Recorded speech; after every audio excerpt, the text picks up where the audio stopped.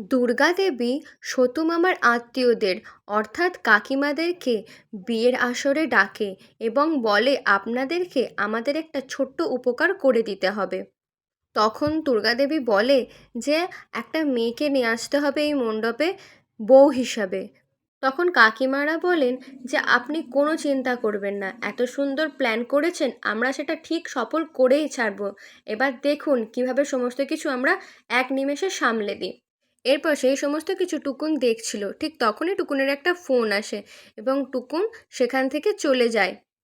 এরপর সতু মামা এবং দুর্গা দেবীরা সবাই মিলে সমস্ত কিছু প্ল্যান আবার ঝালিয়ে নেয়। তারা ঠিক করে যে কিভাবে সব কিছু করলে কেউ কিচ্ছু বুঝতে পারবে না, বিশেষ করে অহনা আর অর্জুন।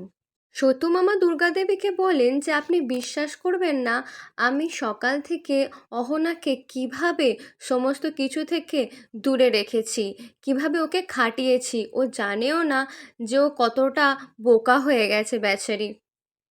সকাল থেকে রান্না করিয়েছি, এরপর নতুন বউকে নিয়ে সাজিয়ে সবাই নিয়ে আসে শাঁখ বাজাতে শাঁখ বাজাতে, সবাই উলুধ্বনি দিতে শুরু করে নতুন বউকে দেখে।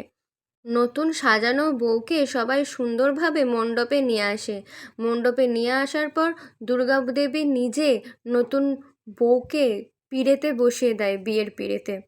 এরপর অন্যদিকে টুকুন চলে যায় অর্জুনকে ডাকতে অহনার ঘরে, যেখানে চন্দনের টিকা পরাবার জন্য গিয়েছিল। সেখানে গিয়ে টুকুন অহনাকে বলে একটা ছোট্ট চন্দনের টিকা দিতে এত দেরি হয়, এত কেন দেরি করছো, এই বলে সে টোপরটা অর্জুনের মাথায় পরিয়ে দেয় এবং বলে চ, বাইরে তো সবাই তোর জন্য অপেক্ষা করছে, তোর নতুন বউ এসে অনেকক্ষণ ধরে তোর জন্য অপেক্ষা করছে, চ বিয়ের আসরে চ, বিয়েটা তো শুরু করতে হবে নাকি, নাহলে তো অনেক দেরি হয়ে যাবে। এই বলে টুকুন অর্জুনকে বিয়ের আসরে নিয়ে এসে পৌঁছায়। সেখানে সবাই অর্জুনকে দেখে অবাক হয়ে যায়। তারপরে অহনাও সাথে সাথে চলে আসে বিয়ের মণ্ডপে। এরপর অর্জুনকে বলা হয় যে নতুন বউয়ের পাশে বসতে, বিয়ে এক্ষুনি শুরু করতে হবে। এরপর দুর্গা দেবী অহনাকে বলেন যে তুমি এখানে শুধু শুধু বসে থেকে কি করবে, তুমি যাও বউয়ের পাশে যেয়ে বসো এখানে দাঁড়িয়ে না থেকে, কারণ অনেক কাজ আছে, তোমাকে সব কিছু করতে হবে। তখন অর্জুন মনে মনে ভাবে এইসব কি হচ্ছে, কিছুই তো বুঝতে পারছি না, কেন আমি এই বিয়েটা কোনোভাবেই করতে চাই না, সেটা মাকে কিভাবে বলবো। তারপর হঠাৎ করে পুরোহিত মশাই অহনাকে বলেন তোমার হাতটা দাও, আমি একটা কাজ করব। তখন অহনা বলে কেন, আমি আমার হাত দেব কেন? তখন পুরোহিত মশাই বলে আরে বাবা, আমি তো বলছি এখানে একটা নিয়ম আছে, তোমার হাতটাই দিতে হবে। এই বলে তার হাতটা নিয়ে তার হাতে একটা ধাগা পরিয়ে দেয়। এরপর অহনা যখন বলে আমি এখান থেকে উঠে পড়বো, তখন টুকুন বলে তোমার যখন এখান থেকে উঠে যাওয়ার এতই শখ, দাঁড়াও তোমাকে অন্যদেরকে দিয়ে এখান থেকে তুলে দিচ্ছি। এই বলে তার পিড়ে তুলে সকলে বউয়ের মতো তাকে ওপরে তোলে। এরপর টুকুন অর্জুনকেও তোলে। এরপর বলে বর আগে না বউ আগে, সকলেই সেই সময় বলে ওঠে বর আগে। তখন অর্জুন আর অহনা কোনোভাবেই বুঝতে পারে না ব্যাপারটা কি হচ্ছে, বিয়েটা কার সাথে হচ্ছে। তারপরে যখন বলে যে বিয়েটা অহনার সাথেই হচ্ছে, তখন তারা খুব অবাক হয়ে যায় এবং অর্জুনের মুখে একটা আলাদাই শান্তি ফিরে আসে। টুকুন মালাটা নিয়ে এগিয়ে যায় অহনার কাছে এবং বলে মালা বদল শুরু করো, বিয়েটা তো খেতে হবে নাকি। তারপরে একে অপরের মালা বদল হয়। অহনা অর্জুনকে মালা পরিয়ে দেয় এবং অর্জুন অহনাকে মালা পরিয়ে দেয়। এইভাবে মালা বদল সম্পন্ন হয়। সবাই হাততালি দেয়, সবাই বলে যে বর বউ পেয়ে গেছি আমরা। এরপর সবাই বলে যখন বরমালা পরানোই হয়ে গেল, এরপর নিশ্চয়ই পরের নিয়মগুলো করা উচিত।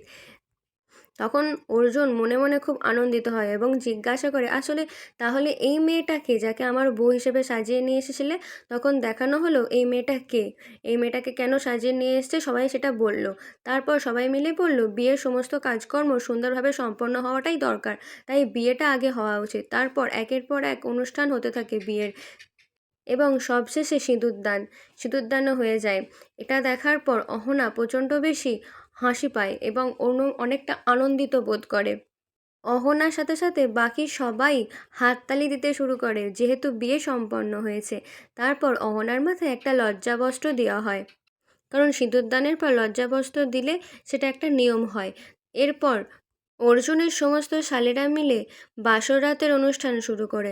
সেখানে অর্জুনকে বলা হয় অহনার সাথে নাচতে হবে। সেই কথা মতো অর্জুনও নাচতে শুরু করে অহনার সাথে একটা খুব সুন্দর গানে। এইভাবেই সমস্ত বাসর রাতটা কেটে যায়, তারা খুব আনন্দ করে। দূর থেকে এই সমস্ত ঘটনা দেখছিল একসাথে দুর্গাদেবী এবং সতুমামা। এটা দেখে দুজনেই প্রচণ্ড বেশি খুশি হয়। তারা ভাবে এরাই নাকি একসময় আলাদা হয়ে গিয়েছিল ডিভোর্স দিয়ে, এখন দেখো নাচানাচি করছে।